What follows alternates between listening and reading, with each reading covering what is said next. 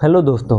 आज के क्लास में हम लोग यूपी डीएलएड प्रथम सेमेस्टर के बाल विकास एवं सीखने की प्रक्रिया सब्जेक्ट के राजन सीरीज का लघु उत्तरीय प्रश्न को पढ़ेंगे। राजन सीरीज का ये 13वां क्लास है। पिछले 12 क्लासों में हम लोगों ने पाठ्यक्रम, बहुविकल्पी प्रश्न और अति लघु उत्तरीय प्रश्न और लघु उत्तरीय प्रश्न के कुछ क्लास पढ़े हैं। अगर आप लोगों ने नहीं देखा है तो डिस्क्रिप्शन में इसका प्लेलिस्ट का लिंक है, उस पर क्लिक करके आप देख सकते हैं। तो आइए आज की क्लास शुरू करते हैं। पिछले क्लास में हम लोगों ने प्रश्न संख्या 69 तक पढ़ा था, तो आज हम लोग प्रश्न संख्या 70 से स्टार्ट करेंगे। प्रश्न संख्या 70 दिया है, सीखने में स्थानांतरण से आप क्या समझते हैं? यह कितने प्रकार का होता है? उत्तर, सीखने में स्थानांतरण से आशय। सीखने में स्थानांतरण को अधिगम अंतरण भी कहते हैं। कैंडलैंड के अनुसार अंतरण पूर्व सीखे गए व्यवहार का वर्तमान में सीखे गए व्यवहार पर पड़ने वाले प्रभाव से संबंधित है। स्थानांतरण के प्रकार। स्थानांतरण दो प्रकार का होता है। पहला है धनात्मक स्थानांतरण, जब पूर्व अर्जित ज्ञान नवीन ज्ञान को अर्जित करने में सहायक होता है तो उसे धनात्मक स्थानांतरण कहते हैं। दूसरा है ऋणात्मक स्थानांतरण, जब पूर्व अर्जित ज्ञान नवीन ज्ञान को अर्जित करने में बाधक होता है तो उसे ऋणात्मक स्थानांतरण कहते हैं। प्रश्न संख्या 71 है, बाल्यावस्था से आप क्या समझते हैं? उत्तर, बाल्यावस्था 6 से 12 वर्ष तक मानी जाती है। शिक्षाविदों ने इसे प्रारंभिक विद्यालय की आयु कहा है। इस उम्र में सामाजिक संबंध बनाने की भावना बाल बालिकाओं में स्पष्ट दिखाई देती है। प्रश्न संख्या 72 है, किशोरावस्था से आप क्या समझते हैं? उत्तर, किशोरावस्था का आरंभ लगभग 13 से 14 वर्ष से होता है, परंतु व्यक्तिगत अंतर होने के कारण इसकी कोई आयु सीमा रेखा नहीं खींची जा सकती। इस कारण किशोरावस्था के आरंभ का कोई निश्चित समय नहीं बताया जा सकता, क्योंकि विभिन्न व्यक्तियों का तारुण्य काल भिन्न भिन्न आयु से आरंभ होता है। अतः इसकी किशोरावस्था का आरंभ तभी से माना जाना चाहिए। यह अवस्था 18 से 19 वर्ष तक मानी गई है। देखिए, यहाँ किशोरावस्था के बारे में थोड़ा कम दिया है। इसके पहले हम लोगों ने क्लास 11 में इसके बारे में, किशोरावस्था के बारे में काफ़ी डिटेल में पढ़ा था, इसीलिए यहाँ थोड़ा सा दिया है, क्योंकि आप वहाँ पे पढ़े थे। आप वहाँ से देख लीजिएगा, क्लास 11 में दिया हुआ है ये प्रश्न। प्रश्न संख्या 73 है, बुद्धि से आप क्या समझते हैं? अथवा मानसिक बुद्धि लब्धि की परिभाषा तथा इसका सूत्र लिखिए। अथवा बुद्धि लब्धि से आप क्या तात्पर्य है, से आपका क्या तात्पर्य है? तो इन सभी प्रश्नों का एक ही उत्तर होगा। उत्तर है, बुद्धि लब्धि के विषय में बीने का मत था कि आयु बुद्धि के साथ बालक के ज्ञान में वृद्धि होती है। इसी कारण उसने प्रत्येक आयु स्तर हेतु ज्ञान वृद्धि पर आधारित प्रश्न संकलित किए। उसकी यह धारणा थी कि एक अमुक आयु का सामान्य बालक कुछ विशेष प्रश्नों का उत्तर अवश्य दे सकता है। इसी धारणा पर उसके मानसिक आयु के प्रत्यय को जन्म दिया। कोल तथा ब्रूस के अनुसार बुद्धि लब्धि यह स्पष्ट करती है कि बालक की मानसिक योग्यता में किस गति से विकास हो रहा है। बुद्धि लब्धि का सूत्र भी पूछा था, तो बुद्धि लब्धि का सूत्र होता है मानसिक आयु बटे वास्तविक आयु गुणे 100। जब भी आपको बुद्धि लब्धि ज्ञात करना हो तो ये दोनों आयु दिया रहेगा, आप उससे बुद्धि लब्धि निकाल सकते हैं। या फिर ये बुद्धि लब्धि दिया रहेगा, इन दोनों में से कोई एक दिया रहेगा तो दूसरा निकालना रहेगा। जैसे देखिए, एग्जाम्पल दिया है, यदि किसी बालक की वास्तविक आयु 10 वर्ष है और उसकी मानसिक आयु 12 वर्ष है तो उसकी बुद्धि लब्धि इस प्रकार होगी। IQ बराबर होता है मानसिक आयु बटे वास्तविक आयु। तो मानसिक आयु दिया है 12 वर्ष, तो 12 बटे वास्तविक आयु है 10 वर्ष, 12 बटे 10 गुणे 100। 10 से 100 10 बार में कट गया, अब 12 गुणे 10 120 आ जाएगा। ये उत्कृष्ट बालक में आएगा। जो 120 बुद्धि लब्धि होती है, 100 उत्कृष्ट होती है। 140 से ऊपर बुद्धि लब्धि वाले बालक को प्रतिभाशाली बालक में गिना जाता है। 90 से 109 तक के बुद्धि लब्धि के वाले बालक को सामान्य बालक के अंतर्गत आते हैं, और 89 से नीचे के बुद्धि लब्धि के जो छात्र होते हैं उनको मंद बुद्धि के पिछड़े बालक में गिना जाता है। नीचे दिया है, यह बालक सामान्य बालक से अधिक बुद्धिमान है। मतलब सामान्य बालक 90 से 109 होता है, उससे ज़्यादा बुद्धि लब्धि है तो उससे ज़्यादा बुद्धिमान है। प्रश्न संख्या 74 है, शैशवावस्था में संवेगात्मक विकास का वर्णन कीजिए। उत्तर, शैशवावस्था में संवेगात्मक विकास। शैशवावस्था के प्रमुख संवेग क्रोध, भय तथा प्रेम है। शैशवावस्था में भी संवेगात्मक विकास दिखाई देता है जो इस प्रकार है। शैशवावस्था में केवल 3 ही संवेग होते हैं, क्रोध, भय एवं प्रेम। बाकी जो जितने भी संवेग होते हैं वो बच्चा समाज से ग्रहण करता है, उसको अर्जित करता है। तो जो 3 संवेग होते हैं इसके बारे में पढ़ना है। पहला है क्रोध। बालक जब 1 वर्ष से कम उम्र का होता है तो क्रोध की अभिव्यक्ति अधिक तेजी से करता है। यदि उसकी दूध की बोतल उसके मुख से छीन ली जाती है तो उसके प्रति गुस्सा दिखाता है। वह अपना पैर पटकता है, हाथ मारता है और चीखता है। दूसरा है प्रेम। वह अपनी माँ को पहचानता है, उससे अलग करने पर शिशु रोने लगता है। तीसरा है भय। शिशु में भय भी दिखाई देता है और तेजी से बोलने पर वह रोने लगता है और डर जाता है। तो ये जो 3 संवेग है शैशवावस्था के प्रमुख संवेग है। प्रश्न संख्या 75 है, माध्य से आप क्या समझते हैं? उत्तर, माध्य से आशय केंद्रीय प्रवृत्ति के समस्त मापनों के सर्वाधिक विश्वसनीयता एवं स्थिर माप माध्य होता है। किसी एक श्रृंखला के सभी अंकों के योग को उसकी संख्या से विभाजित करने पर प्राप्त मूल्य माध्य कहलाता है। माध्य बराबर सूत्र होता है पदों का योग बटे पदों की संख्या। प्रश्न संख्या 76 है, माध्यिका से आप क्या समझते हैं?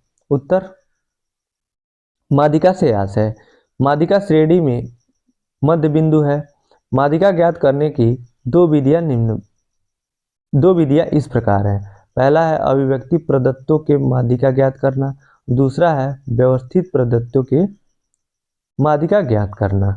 प्रश्न संख्या 77 है, बुद्धि से आपका क्या तात्पर्य है? अथवा बुद्धि क्या है? बुद्धि कितने प्रकार की होती है? उत्तर, बुद्धि से आशय बुद्धि सोचने की क्षमता है। बुद्धि से व्यक्ति के व्यक्तित्व का पता चलता है। बकिंघम के अनुसार बुद्धि सीखने की योग्यता है। अब बुद्धि के प्रकार पूछा है तो बुद्धि के प्रकार दिया है। थॉर्नडाइक के अनुसार बुद्धि 3 प्रकार की होती है। पहली सामाजिक बुद्धि, दूसरा है स्थूल बुद्धि, तीसरा है अमूर्त बुद्धि। पहला है सामाजिक बुद्धि। इसके बारे में दिया है, इस बुद्धि से अभिप्राय व्यक्तियों को समझने तथा इसके साथ व्यवहार करने की योग्यता है। दूसरा है स्थूल बुद्धि। इस बुद्धि का अभिप्राय विभिन्न वस्तुओं को समझने तथा उनका प्रयोग करने की योग्यता से है। तीसरा है अमूर्त बुद्धि। इस बुद्धि से अभिप्राय गणितीय संकेतों को समझने से है। प्रश्न संख्या 78 है, बुद्धि लब्धि क्या है? उत्तर, बुद्धि लब्धि से आशय मीनिंग ऑफ IQ। बुद्धि लब्धि किसी व्यक्ति की शारीरिक एवं मानसिक आयु के अनुपात से ज्ञात की जाती है। इससे मानसिक आयु तथा वास्तविक आयु के अनुपात में 100 से गुणा करने पे हमें बुद्धि लब्धि प्राप्त की जाती है। उदाहरण के रूप में दिया है, रोहित कक्षा 8 में पढ़ता है। जो कक्षा 8 में पढ़ता है जिसकी वास्तविक आयु 13 वर्ष है, वह 15 वर्ष की मानसिक आयु रखता है, तो उसकी बुद्धि लब्धि ज्ञात कीजिए। तो देखिए फार्मूले में रख देंगे, हल दिया है इसका, मानसिक आयु बराबर 15 वर्ष, वास्तविक आयु बराबर 13 वर्ष। बुद्धि लब्धि का सूत्र होता है बुद्धि लब्धि बराबर IQ मानसिक आयु बटे वास्तविक आयु गुणे 100।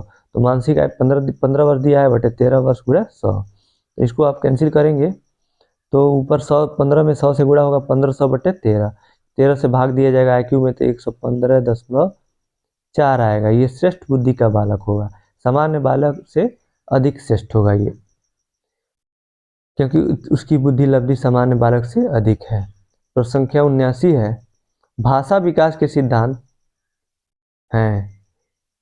भाषा विकास के सिद्धांत हैं, विभिन्न अवस्थाओं में भाषा विकास को समझाइए। उत्तर, भाषा विकास के 3 प्रमुख सिद्धांत हैं। पहला है भाषा विकास स्वतः होता है, दूसरा है भाषा वातावरण से सीखी जाती है। तीसरा है भाषा अनुकरण द्वारा सीखी जाती है। विभिन्न अवस्थाओं में भाषा का विकास। पहला है शैशवावस्था में भाषा का विकास। बच्चा जब जन्म लेता है तो वह कोई भाषा नहीं जानता। इस समय बच्चा केवल रोना मुस्कुराना जानता है। बच्चा 6 माह में अ, ई आदि स्वर बोलना जाना जाता है, मतलब बोलना उसको आता है। ओ और आ बस केवल 2 ही वर्ड बोल पाता है वो। उसके आगे दिया है 1 वर्ष का बालक 3 शब्द बोलता है। 2 वर्ष तक बालक 120 शब्द बोलता है। ये अनुमानित आंकड़ा है, ऐसा नहीं है कि एग्जैक्ट इतना ही होगा। शब्दों को जान लेता है, 120 शब्दों को जान लेता है। 3 वर्ष की अवस्था में बालक वाक्य बोलना सीख जाता है। दूसरा है बाल्यावस्था में भाषा विकास। 4 वर्ष की आयु में बच्चों का शब्दकोश लगभग 1550 शब्दों का हो जाता है। 5 वर्ष की आयु में 2070 शब्दों का ज्ञान हो जाता है। प्रश्न संख्या 80 दिया है, वाटसन ने संवेग को कितने वर्गों में विभाजित किया, वर्णन कीजिए। उत्तर, वाटसन ने संवेग को 3 वर्गों में विभाजित किया, जो इस प्रकार है। पहला है क्रोध, दूसरा है भय और तीसरा है प्रेम। वही जो शैशवावस्था के जो 3 जो संवेग है उसी के बारे में वाटसन ने बताया था। तो इसके बारे में भी पढ़ लेते हैं, दिया है तो सेम है। क्रोध है, क्रोध तभी आता है जब कार्य में किसी प्रकार की बाधा पैदा की जाती है। छोटे बच्चे क्रोध की अवस्था में प्रायः चिल्लाते हैं, पैर पटकते हैं, दांत से काटते हैं। बालक जब क्रोध की अभिव्यक्ति करता है तब उसका चेहरा लाल हो जाता है। दूसरा है प्रेम। बालक में प्रेम संवेग पाया जाता है। वह अपने माता पिता से प्रेम करना जानता है तथा माता पिता से पृथक करने पर वह रोने लगता है। तीसरा है भय। बालक में भय नामक संवेग भी पाया जाता है। भय की अवस्था में बच्चों की गति रुक जाती है। बच्चे अंधेरे कमरे में जाने से डरते हैं। बच्चे जानवरों जैसे कुत्ते, बिल्ली आदि से डरते हैं। प्रश्न संख्या 81 है, बच्चे के मानसिक विकास में वंशानुक्रम एवं पर्यावरण का सापेक्षिक महत्व है, पर समीक्षात्मक व्याख्या कीजिए। ये प्रश्न 2018 में पूछा हुआ था। अथवा बालक विकास पर वंशानुक्रम तथा पर्यावरण का प्रकाश बताइए। अथवा इसको एक और तरीके से पूछा जा सकता है, बाल विकास पर वंशानुक्रम का क्या प्रभाव पड़ता है। इन सभी का एक ही उत्तर होगा। उत्तर दिया है, बाल विकास वंशानुक्रम तथा पर्यावरण दोनों से प्रभावित होता है। बाल विकास पर वंशानुक्रम का प्रभाव निम्न प्रकार से पड़ता है। पहला है, बच्चों की बुद्धि वंशानुक्रम से निश्चित होती है। दूसरा है, बच्चों की मूल शक्तियों का प्रमुख कारण वंशानुक्रम होता है। तीसरा है, बच्चों में माता पिता की विशेषताएं एक पीढ़ी से दूसरी पीढ़ी तक स्थानांतरित होती रहती हैं। अगला है चौथा, बच्चों का स्वभाव वर्ण एवं कद वंशानुक्रम द्वारा निर्धारित होती है। पांचवा, बच्चों का शारीरिक गठन एवं शरीर की बनावट उसके वंशजों पर निर्भर करती है। इसमें अगला हेडिंग है, बाल विकास पर वातावरण का प्रभाव। बाल विकास पर वातावरण का प्रभाव पड़ता है जो नीचे दिए गए हैं। पहला है, बच्चों को अच्छे वातावरण में रखने से बच्चों की बुद्धि प्रखर होती है। दूसरा है, अच्छे वातावरण में रखने से बच्चों का मानसिक विकास अच्छा होता है। तीसरा है, बच्चों के सामाजिक विकास पर वातावरण का प्रभाव पड़ता है। चौथा है, बच्चों के संवेगात्मक विकास पर वातावरण का प्रभाव पड़ता है। पांचवा है, बच्चों के शारीरिक विकास पर वातावरण का प्रभाव पड़ता है। बच्चे का हर तरह से बच्चे पे प्रभाव पड़ता है वातावरण का, क्योंकि बच्चा समाज में ही रहना है उसको, और वातावरण से वो सीधे जुड़ा हुआ होता है। प्रश्न संख्या 82 है, पावलोव का संबद्ध प्रतिक्रिया सिद्धांत उदाहरण सहित स्पष्ट कीजिए। इस सिद्धांत का शिक्षा में महत्व बताइए। अथवा पावलोव के संबद्ध प्रतिक्रिया सिद्धांत क्या है। ये प्रश्न 2018 में पूछा हुआ था। उत्तर है इसका, पावलोव ने संबद्ध प्रतिक्रिया के सिद्धांत का प्रतिपादन किया था। इन्होंने सबसे पहले उद्दीपन और अनुक्रिया के संबंध को अनुबंध के द्वारा व्यक्त किया। पावलोव का प्रयोग, उनके प्रयोग के बारे में दिया है कि क्या उन्होंने प्रयोग किया था। पावलोव ने अपना प्रयोग कुत्ते पर किया। इन्होंने भूखे कुत्ते को भोजन दिया, जिससे भोजन को देखकर कुत्ते की लार टपकने लगी। पावलोव ने बताया, चूंकि भोजन देखकर लार टपकती है, इसलिए यह स्वाभाविक प्रक्रिया है। पावलोव ने जब जब कुत्ते को भोजन दिया तब तब घंटी बजाई। यह क्रिया लगातार कई दिनों तक चली। कुछ दिन के बाद पावलोव ने केवल घंटी बजाई और कुत्ते को भोजन नहीं दिया। फिर भी उसके मुंह में लार टपकने लगा। पावलोव ने बताया, चूंकि कुत्ते को भोजन नहीं दिया गया और केवल घंटी सुनकर ही उसके मुंह में लार टपकने लगी, इसलिए यह अनुबंध प्रक्रिया है। क्योंकि लार टपकने का संबंध घंटी की ध्वनि से हो गया। दूसरे शब्दों में, कुत्ता भोजन के लिए घंटी की ध्वनि से अनुबंध हो गया। कहने का मतलब है कि पहले उन्होंने भोजन दिया, लार टपकने लगा उसके मुंह में, फिर घंटी बजाई और तब भोजन दिया, तो कुत्ता समझ गया कि घंटी जब बज रहा है तो हमको भोजन मिल रहा है, तो इसलिए वो संबंध बना लिया घंटी और भोजन में। अगली बार उसको केवल घंटी बजाया गया तभी उसके मुंह में लार टपकने लगा। तो यही है संबंध प्रतिक्रिया का सिद्धांत। इसी में दिया है आगे, सिद्धांत का शिक्षा में महत्व। पहला है, समत्व शिक्षण अनुबंधित अनुक्रिया है, यह कई वर्षों तक चलता रहता है। दूसरा है, इस सिद्धांत के द्वारा बालकों में अच्छे व्यवहार और अनुशासन की भावना का विकास किया जा सकता है। तीसरा है, इस सिद्धांत का समूह के निर्माण में अधिक महत्व है। चौथा, इस सिद्धांत से बालक में भय संबंधी उपचार किया जाता है। अगला है प्रश्न संख्या 83, अभिप्रेरणा क्या है? अभिप्रेरणा की प्रमुख विधियों का उल्लेख कीजिए। उत्तर, अभिप्रेरणा से क्रियाशीलता प्रकट होती है। अभिप्रेरणा वे शारीरिक तथा मनोवैज्ञानिक दशाएं हैं जो किसी कार्य को करने के लिए प्रेरित करती हैं। अभिप्रेरणा की प्रमुख विधियां। अभिप्रेरणा की प्रमुख विधियां निम्न हैं। पहला है आवश्यकताएं। आवश्यकता आविष्कार की जननी है। यह बालकों एवं वयस्कों में पाई जाने वाली प्रकृति है। आवश्यकताओं के वशीभूत होकर ही सभी कार्य करते हैं। दूसरा है रुचि। रुचि ही बहुत महत्वपूर्ण अभिप्रेरणा मानी जाती है। देखिए इसमें क्या दिया है, जिन बालकों या वयस्कों में जिस चीज़ की रुचि होती है वे उन चीज़ों को आसानी एवं जल्दी से सीख जाते हैं। तीसरा है अभिवृत्ति। अभिप्रेरणा बालकों में अभिवृत्ति का विकास करने में सहायता करती है। बालकों में अभिवृत्ति का विकास होने से वे कार्य अच्छी तरह करते हैं। चौथा है आदतें। जैसा कि हम जानते हैं कि नया ज्ञान पूर्व ज्ञान पर आधारित होता है, बच्चों की आदतें नए ज्ञान को विकसित करने में सहायक होती है। प्रश्न संख्या 84 दिया है, प्रयत्न एवं भूल के सिद्धांत से आप क्या समझते हैं? इस सिद्धांत का शिक्षा में क्या महत्व है? अथवा प्रयास एवं त्रुटि की व्याख्या करते हुए बताइए कि शिक्षा में इसकी क्या उपयोगिता है। ये प्रश्न 2019 में पूछा हुआ था। तो प्रयास एवं त्रुटि सिद्धांत या प्रयास एवं त्रुटि सिद्धांत ये थॉर्नडाइक ने दिया था और इनका प्रयोग बिल्ली पे था। तो आइए इसके बारे में पढ़ते हैं। उत्तर दिया है, प्रयत्न और भूल सिद्धांत से आशय। प्रयत्न और भूल सिद्धांत का सिद्धांत थॉर्नडाइक ने 1913 ईस्वी में दिया था। इस सिद्धांत को प्रयास एवं त्रुटि का सिद्धांत भी कहा जाता है। हम सीखने की क्रिया में बार बार त्रुटि करते हैं, परंतु बार बार प्रयत्न करने से त्रुटि कम हो जाती है, तो इसे ही प्रयत्न और त्रुटि का सिद्धांत कहते हैं। थॉर्नडाइक ने अपने प्रयोग के लिए एक भूखी बिल्ली का चुनाव किया। अब उनका प्रयोग क्या है देखिए। थॉर्नडाइक का प्रयोग। सर्वप्रथम अपने इस प्रयोग में थॉर्नडाइक ने भूखी बिल्ली को एक पिंजरे में बंद कर दिया।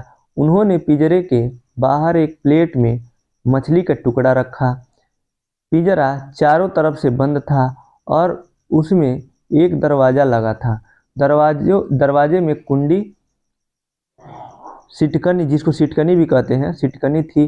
पिंजरे के बाहर मछली का टुकड़ा देखते ही भूखी बिल्ली पिंजरे से इधर उधर दौड़ने लगी।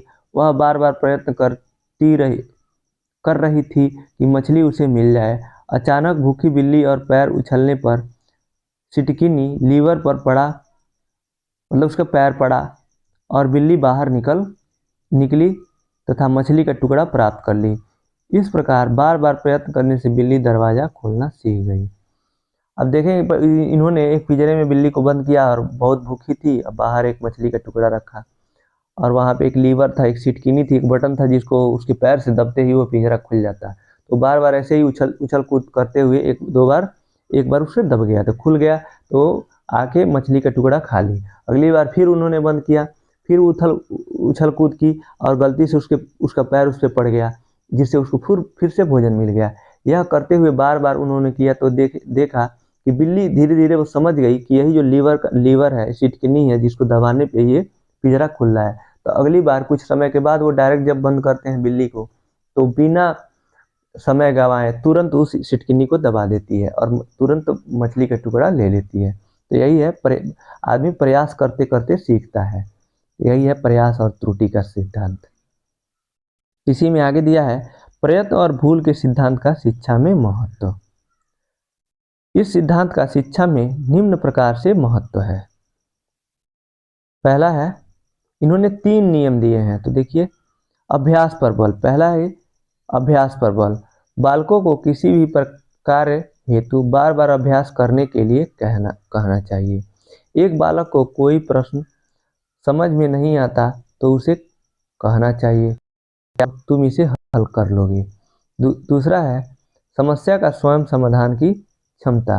बालकों के सामने जब कई समस्या आती हैं, तब प्रत्येक स्थल पर शिक्षक उपस्थित नहीं होता, अतः बालक में समस्या समाधान की क्षमता का विकास करना चाहिए। तीसरा है अपना कार्य स्वयं करने पर बल। यह सिद्धांत अपना काम स्वयं करने पर जोर देता है। बालकों को बताना चाहिए कि उसे अपना कार्य स्वयं करना चाहिए, उसे अपनी समस्या का समाधान भी स्वयं करना चाहिए। इसके लिए प्रयास आवश्यक है। चौथा है चिंतन तथा तर्क का विकास।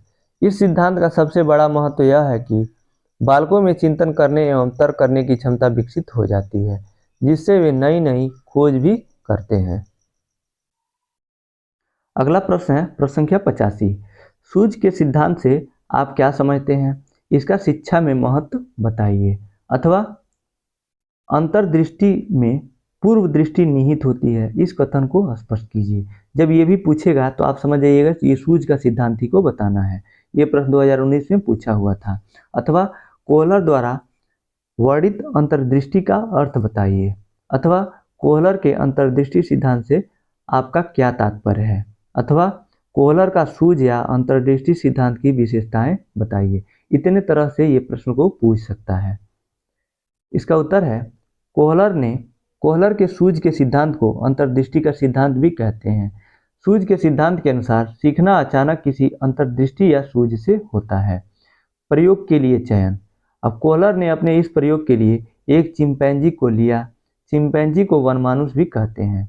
चिंपैंजी का नाम सुल्तान था। कोहलर का प्रयोग क्या था? नीचे अब प्रयोग दिया है, प्रयोग को पढ़ते हैं। कोहलर ने सुल्तान नामक चिंपैंजी को एक लोहे से बने पिंजरे में बंद कर दिया और पिंजरे के बाहर केला रख दिया।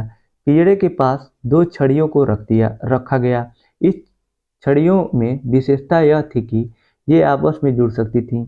इन्होंने पिंजरे के बाहर केले को उतनी दूरी पर रखा कि उसे केवल एक छड़ी से प्राप्त नहीं किया जा सकता था, जब तक कि दोनों छड़ियां आपस में जुड़े नहीं। सुल्तान ने बारी बारी से छड़ियों से केला प्राप्त करना चाहा, परंतु बार बार प्रयास से भी वह प्राप्त नहीं कर सका। वह थक गया और पिंजरे में एक जगह बैठ गया। अचानक सुल्तान ने छड़ियों को जोड़ लिया और केला प्राप्त कर लिया। इस प्रकार स्पष्ट है कि सीखने की क्रिया इस सिद्धांत के अनुसार अचानक होती है। इस सिद्धांत में है कि बंदर को, जो चिंपैंजी था, उसको अचानक सूझ हुआ कि इसको जोड़ते हैं फिर हमको केला मिल जाएगा, जिसके द्वारा वो प्राप्त कर लिया। इससे ये पता चलता है कि हमको सूझ अचानक ही आता है। इससे यही पता लगता है। नीचे दिया है सिद्धांत, सीखने के सिद्धांत की विशेषताएं। पहला है, सीखने की प्रक्रिया अचानक होती है। दूसरा, सीखने की प्रक्रिया संज्ञानात्मक होती है। तीसरा, सूझ हेतु समस्या सामने अवश्य होनी चाहिए, तभी उसका हल निकलता है।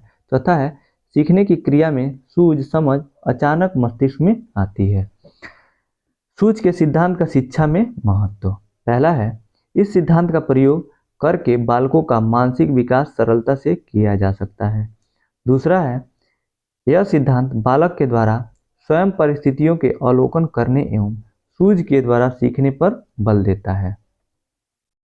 इसी के साथ आज का ये क्लास यहीं समाप्त होता है थोड़ा 2 पॉइंट और हैं, 2 पॉइंट और हैं, आप देख लेते हैं। यह सिद्धांत बालकों में कल्पना शक्ति, चिंतन एवं तर्क शक्ति विकसित करने के लिए उपयोगी है।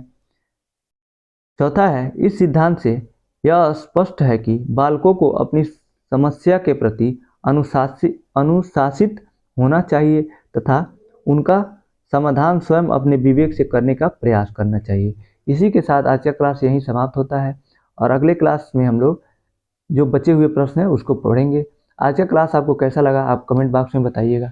अगर आपको अच्छा लगा तो इस वीडियो को लाइक कीजिए, अपने दोस्तों के साथ शेयर कीजिए और चैनल पे नए हैं तो चैनल को सब्सक्राइब कीजिए। अगर आप इस क्लास से संबंधित PDF पाना चाहते हैं तो डिस्क्रिप्शन में लिंक है टेलीग्राम का, आप उस लिंक पर क्लिक करके टेलीग्राम ज्वाइन कर सकते हैं। आज का वीडियो देखने के लिए आपका बहुत बहुत धन्यवाद दोस्तों।